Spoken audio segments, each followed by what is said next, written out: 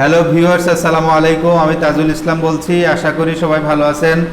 তো বন্ধুরা, আইনি পাঠশালার নিয়মিত যে আইন আলোচনায় আমরা দেওয়ানি কার্যবিধি আইনের উপরে লেকচার সিরিজ আপলোড করছিলাম এবং এর আগে lecture 1, 2, 3, 4, 5 1 civil procedure code and civil procedure কোডের বিভিন্ন সাবজেক্ট ম্যাটারে বিভিন্ন টপিক নিয়ে আমরা আলোচনা করছিলাম, যেটি ইতিমধ্যে যে আলোচনাগুলা ইতিমধ্যেই আইনের ছাত্রদের মাঝে, আইনজীবীদের মাঝে অত্যন্ত সাড়া ফেলেছে এবং তাদের পুনরায় আগ্রহের ভিত্তিতেই লেকচার যে 6 নম্বর আমরা আজকে অত্যন্ত সাবলীলভাবে সুন্দরভাবে সবার উপকারার্থে উপস্থাপন করব। তো আশা করি চ্যানেলটি এবং লেকচারটি পুরোপুরি দেখবেন, না টেনেই দেখবেন এবং ভালো লাগলে অবশ্যই লাইক কমেন্টস করবেন, চ্যানেলটি সাবস্ক্রাইব করবেন নিয়মিত আইনি বিষয়ক ভিডিও পেতে। তো বন্ধুরা, আজকে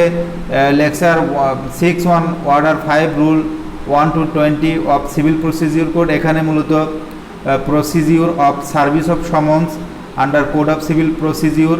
এখানে আমি আবারও বলছি যে procedure of service of summons under code of civil procedure, দেওয়ানি কার্যবিধি আইনের সমন জারির যে পদ্ধতি, এটা আইনে কিভাবে বর্ণনা করা হয়েছে। আমি একজন বিচারক হিসেবে 12-13 বছরের অভিজ্ঞতায় আমি আমার যে এক্সপেরিয়েন্স এটা আমি শেয়ার করব। তো বন্ধুরা, অবশ্যই আপনারা চ্যানেল লেকচারগুলো দেখবেন।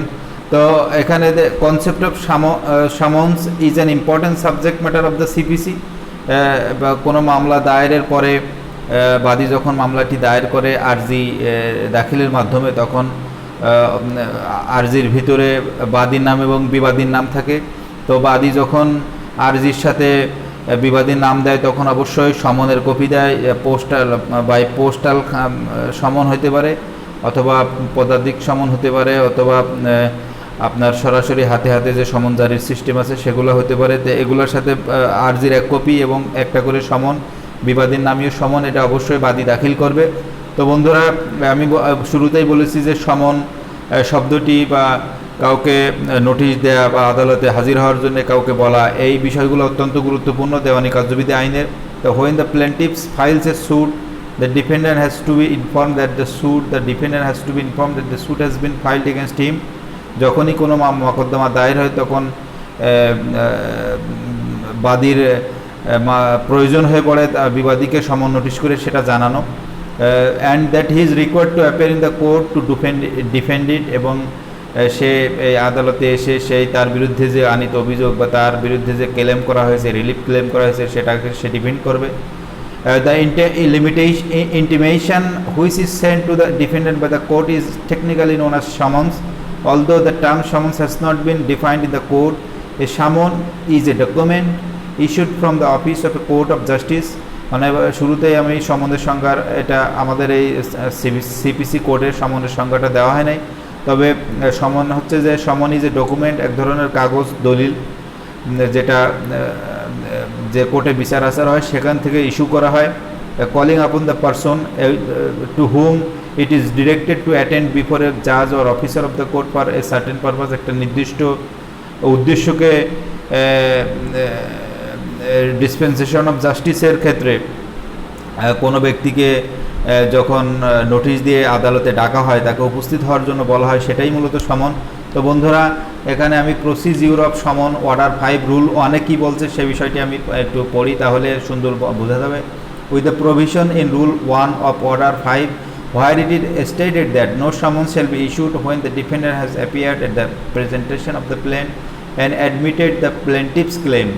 মানে শুরুতে অর্ডার 5 রুল 1-এ বলছে যে যেখানে বাদীর যে দাবি, যেটি বিবাদী এসে যদি স্বীকার করে, তাকে অবশ্যই তাকে সমন দেওয়ার প্রয়োজন হবে না। ইন অল আদার কেসেস সমন মাস্ট বি ইস্যুড।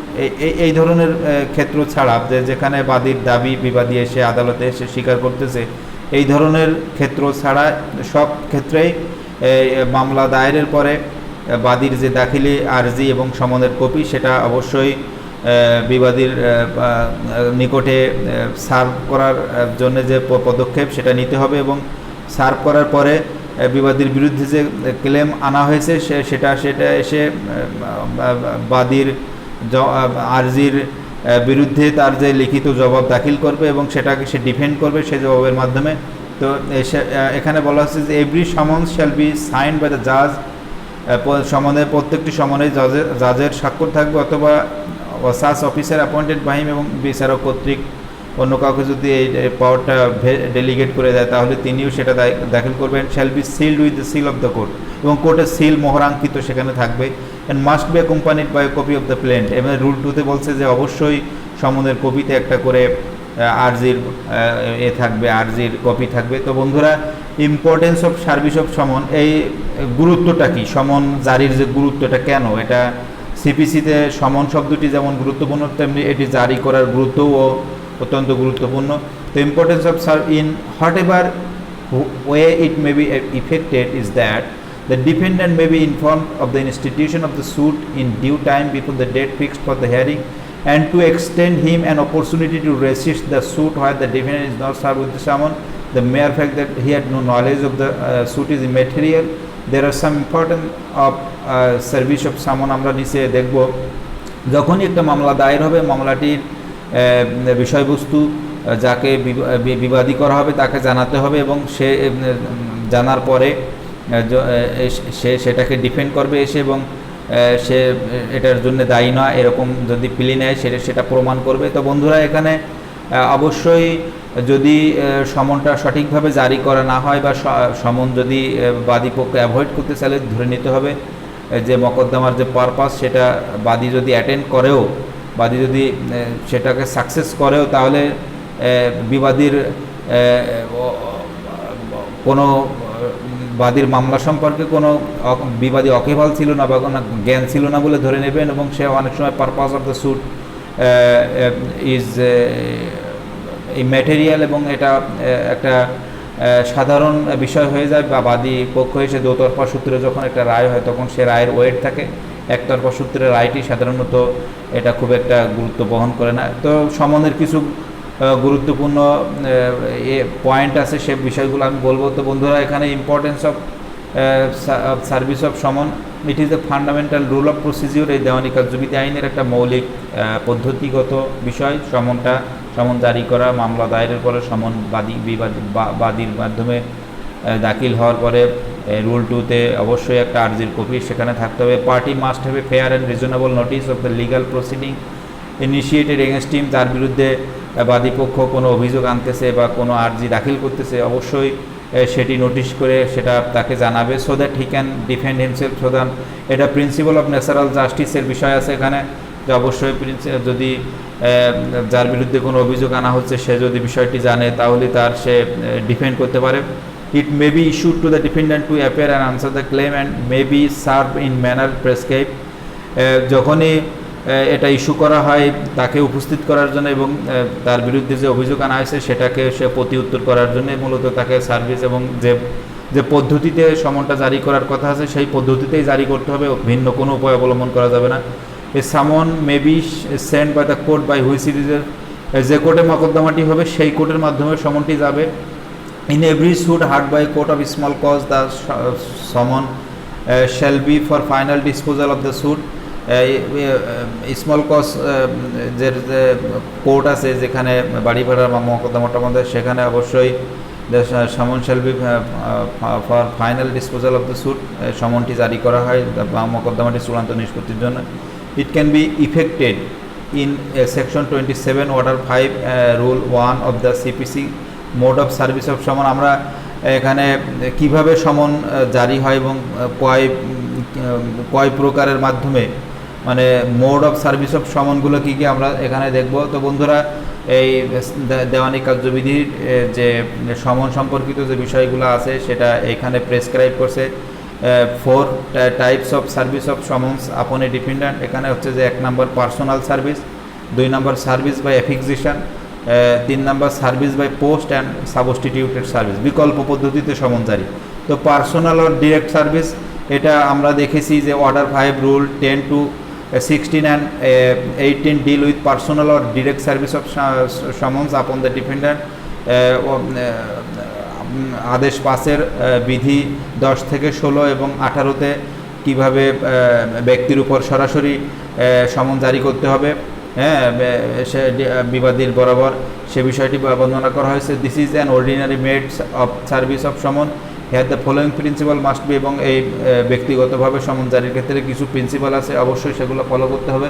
তো বন্ধুরা, পার্সোনাল সার্ভিস যেটা আমরা বল, where it is practicable the summons must be serve to the dependent in person or to his authorised agent, যেখানে পার্সোনাল সার্ভিসটা যেখানে জারি করা যায় বা সমনটা সার্ভ করা যায় বা ইস্যু করা যায়, সেখানে অবশ্যই সেটা করা যেতে পারে, অথবা তার প্রতিনিধিত্বকারী যে এজেন্ট আছে তাকেও এটা রুল 12-এ বলা হয়েছে। Where there are more dependent that one service of the summon shall be made on is dependent. এখানে রুল 11-এ বলছে যেখানে একের অধিক বিবাদী আছে সেখানে প্রত্যেকের উপরেই সমন জারি করতে হবে। তো বন্ধুরা, এরপরে রুল 15-এ দেখতেছি যে where the dependent is absent from his residence, যদি বিবাদী তার যে সর্বশেষ যে আবাসিক সেখানে যদি অনুপস্থিত থাকে যখন সমন জারি করা হয়, তখন তার পরিবারের যদি কোনো adult male member of the dependent family, যদি কোনো পরিবারের কোনো সাবালক কোনো লোকজন সেখানে থাকে, বসবাস করে, তখন তাকে দেওয়া যাবে। ইন অল অ্যাভব কেসে service of summon should be made by delivering ও টেন্ডারিং কপি দেওয়া। যখনই সমনটা সার্ভিস করবে প্রসেস সার্ভার জারিকারক, আদালতের জারিকারক, তো তখনই অবশ্যই তাকে একটা কপি দিবে এবং সেখানে একটা সিগনেচার করিয়ে নেবে, এবং যদি না দেয় তো পরবর্তীতে আরও যেসব স্টেপ আছে সেভাবে তারা জারি করবে। তো সার্ভিস বা অ্যাফিক্সেশন, এখানে অর্ডার 5 রুলস 17-এ স্পেসিফাইজ এই সার্ভিস বা অ্যাফিক্সেশন কি, এটা কি আমরা জানবো।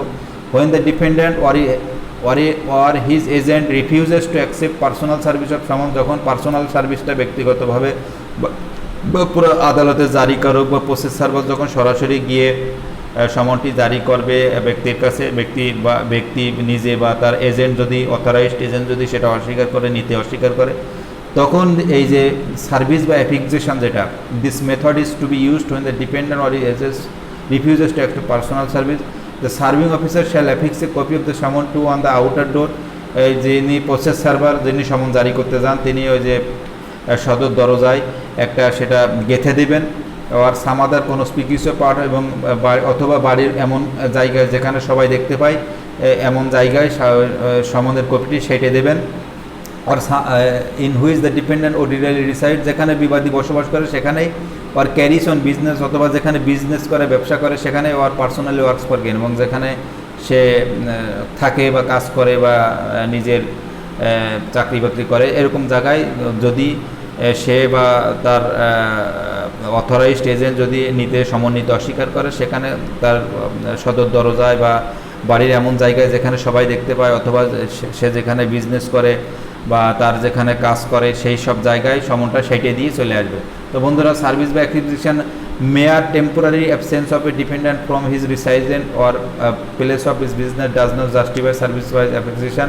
এখানে বলতেছে যে একটা লোক তার বাড়িতে সাময়িকভাবে অনুপস্থিত আছে, সে নিচ্ছে না, পরবর্তীতে যদি আর একদিন যাওয়ার পরে তাকে পাওয়া যায়, বা 24 ঘন্টা বা যেদিন জারিকারক আদালতের সমন নিয়ে গেল কিন্তু ওই দিন তাকে পেল না, পরবর্তী দিন সে অবশ্যই এটা আর একদিন চেষ্টা করবে, না হলে সে সেখানে ছিল না বলে গিয়েই তাকে খোঁজ না করে বা দুইজন সাক্ষীর কাজ সে স্বাক্ষর না নিয়ে বা স্থানীয় যে চেয়ারম্যান মেম্বার আছে তার কাছ থেকে না শুনে যাইয়েই আমি সদর দরজায় সেটিয়ে দিব এবং পার্সোনাল সার্ভিস করব না, সেটা কিন্তু হবে না। এটা 4 MLR অ্যাপিলেট ডিভিশন 405 পৃষ্ঠায় শামসুন নাহার বাংলান সালাউদ্দিন এই কেসে এটা সিদ্ধান্ত হয়ে আছে। তো বন্ধুরা, এখানে কিছু কন্ডিশন আছে অবশ্যই মানতে হবে। সার্ভিস বাই পোস্ট, এখন আমরা দেখি যে rule 19B specify that the court shall in addition to and simultaneously with the issue of summon of, যখন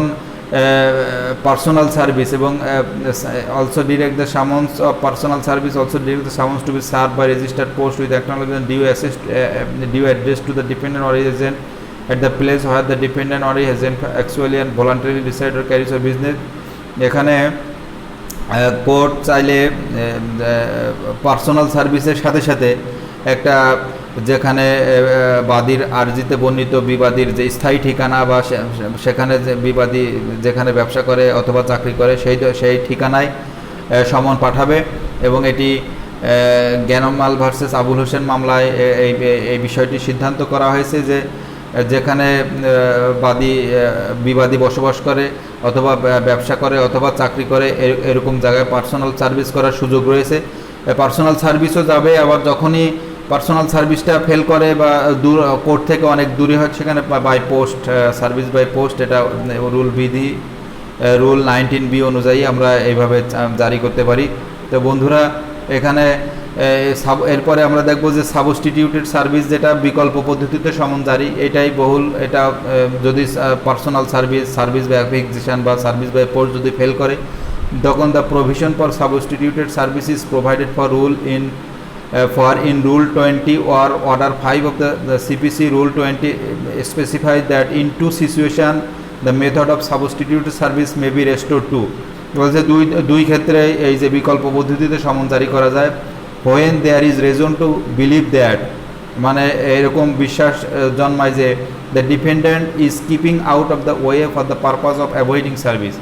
যদি বোঝা যায় যে বিবাদী স্বেচ্ছায় সমনটি এড়াতে চাচ্ছে, when for any other reason summons cannot be served in the ordinary way, এবং এমন কোনো কারণ যেখানে সাধারণভাবে সমনটা জারি করা যাচ্ছে না, সেখানে এই সাবস্টিটিউটেড সার্ভিস বিকল্প পদ্ধতিতে সমন জারি করা যায়। তা কীভাবে করা যায় আমরা বন্ধুরা দেখি। সেটা Order 20, apart from the above 4 types of modes of service of summon, Rule 21 to 30 to deal with another mode of service which deal with service outside the jurisdiction of the court etc.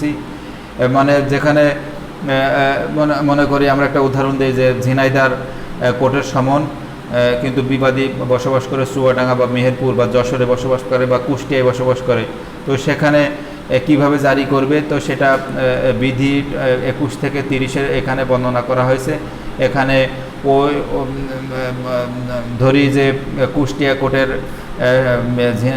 সমন ঝিনাইদাতে জারি করা লাগবে, তখন Kushtia court থেকে ঝিনাইদহ কোর্টের নাজির বরাবর সেটা দেয়া হবে বাই পোস্ট। সেখানে গিয়ে নাজির, ওইখানকার নাজির তাদের নিজের কোর্টের সমন যেভাবে জারি করে ওইভাবে জারি করে, আবার যেমন সমন জারির প্রতিবেদন জারি করতে পারলে তার প্রতিবেদন, না করতে পারলে তার একটা প্রতিবেদন, যুক্তিসঙ্গত প্রতিবেদন জারিকারক লিখে সমনটি ফেরত দিবে এবং সমনটি জারি হয়েছে বা না হয়েছে সে বিষয়ে আলোকপাত করে বা সে একটা প্রতিবেদন আকারে সমনটি ফেরত দিবে।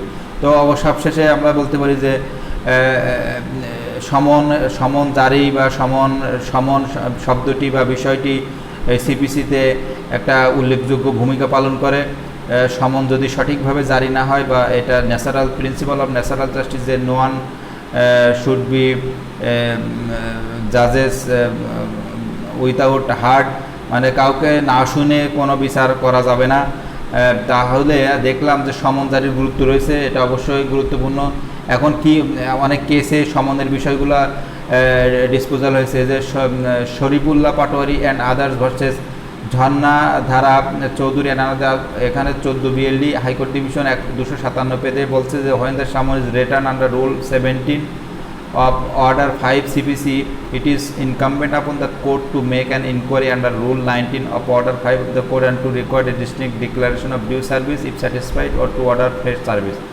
এখানে রুল 17-এ যে বিষয়টি বর্ণিত হচ্ছে বাই অ্যাফিক্সিশন, মানে তার সদর দরজায় সেটি দেবে অথবা বাড়ির এমন কোনো জায়গা যেখানে সবাই দেখতে পায় সাধারণত, অথবা সে যেখানে চাকরি করে, এই সব ধরনের কমপ্লাই করতে গেলে অবশ্যই সেখানে একটা স্যাটিসফ্যাক্টরি বর্ণনা থাকতে হবে। তো বন্ধুরা এবার দেখি আমরা MD Abul Hossain and others versus Niranjan Mondal and others 14 BLD high court division 442, এখানে বলছে যে when the defendant satisfied the court that the summons was not duly served upon him, the court is bound to set aside an ex parte degree.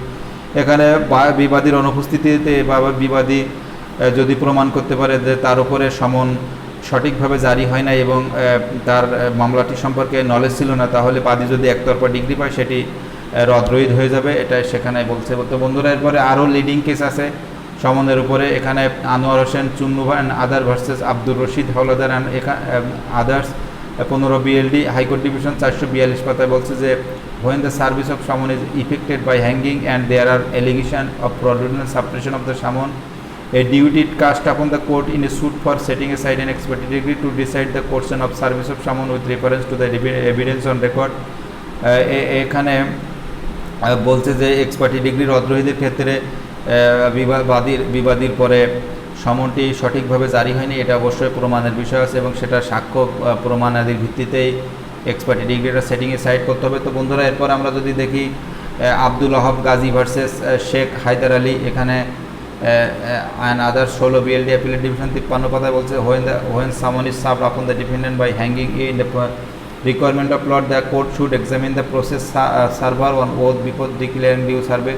এখন যেখানে সমনটি personal service হলো না, তারপরে service বা অ্যাফেক্সেশন হলো না, সেখানে সদর দরজায় যে সাটকে দিল এবং ওখানে সেটে দিল যে সমনটি এইভাবে জারি করা হয়েছে যে, বা যদি বিবাদী সমন নিতে রিফিউজ করে এবং সে যদি সমনটাকে এড়াইতে চায়, তখন এই ধরনের পদ্ধতি অবলম্বন করা হয় এবং সাবস্টিটিউটেড সার্ভিসের মাধ্যমে। তবে সেটা অবশ্যই প্রসেস সার্ভার সাক্ষী দিয়ে প্রমাণ করবে কোর্টে, তাহলেই কেবল এক্সপার্টি ডিগ্রি সেটিংয়ে সাইট হবে, আদারওয়াইজ না। তো বন্ধুরা, আরও যে কেস আছে এখানে 16 BLD অ্যাপিলেট ডিভিশন 3 নম্বর পাতা, এখানে সিদ্ধান্ত হয়েছে Jalaluddin and others versus Mosammat Laili Begum and others. Petitioner Zarifuddin entered appearance in the suit by filing a vokalatnama and filed written objection in the injunction matter, but subsequently he did not file any written statement in the suit and consequently the expiry degree was passed. In that view of the matter, the petitioner plea that someone was not served upon them is not tenable at all. এখন যদি দেখা যায় যে মকদ্দমা শুরুতে injunction শুনানির সময় বিবাদী ছিল, কিন্তু পরবর্তীতে সমন জারি হয় নাই বলে মকদ্দমাটি তার বিরুদ্ধে একতরফা ডিগ্রি হয়ে গেছে, তো ইন্টারলোকুটরি ম্যাটারের সময় বিবাদী যদি উপস্থিত থাকে, তাহলে ধরে নিতে হবে তিনি মামলা সম্পর্কে জানেন এবং পরবর্তীতে যদি অনুপস্থিতির কারণে একতরফা ডিগ্রি হয়ে যায়, তো সেটাকে যদি চ্যালেঞ্জ করে তাহলে সেটা আইনের দৃষ্টিতে টিকবে না, সে কথাটি এখানে বলা হয়েছে। তো বন্ধুরা, আমাদের সমন সম্পর্কে যতটুকু আইনে আছে আমি বলার চেষ্টা করেছি, আশা করি আপনাদের ভালো লাগবে। অবশ্যই ভিডিওটি ভালো লাগলে চ্যানেলটি সাবস্ক্রাইব করবেন এবং নিয়মিত আইন বিষয়ক ভিডিও পেতে লাইক, কমেন্ট, শেয়ার করবেন। সবাইকে ধন্যবাদ। আসসালামু আলাইকুম।